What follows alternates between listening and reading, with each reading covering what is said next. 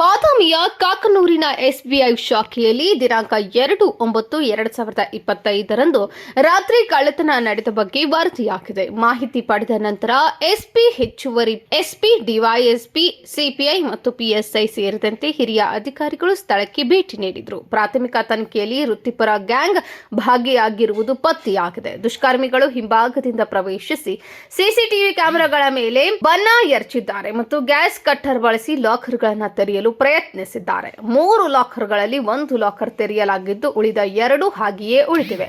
ಶ್ವಾನದಳ ಮತ್ತು ಬೆರಳಚ್ಚು ತಜ್ಞರು ಘಟನಾ ಸ್ಥಳವನ್ನು ಪರಿಶೀಲಿಸಿದ್ದಾರೆ. ಸಿಸಿಟಿವಿ ದೃಶ್ಯಾವಳಿಗಳನ್ನು ಪರಿಶೀಲಿಸಲು ಮತ್ತು ಇದೇ ರೀತಿಯ ಅಪರಾಧಗಳಲ್ಲಿ ಭಾಗಿಯಾಗಿರುವ ಶಂಕಿತರನ್ನು ಪತ್ತೆ ಹಚ್ಚಲು ಬಹು ಪೊಲೀಸ್ ತಂಡಗಳನ್ನು ರಚಿಸಲಾಗಿದೆ.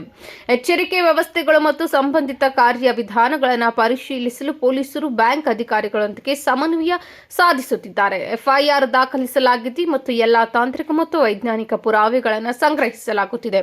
ಪೊಲೀಸರು ಆದಷ್ಟು ಬೇಗ ಪ್ರಕರಣವನ್ನು ಪತ್ತೆ ಹಚ್ಚುವ ವಿಶ್ವಾಸ ಹೊಂದಿದ್ದಾರೆ. News report Hanumanta Aihole.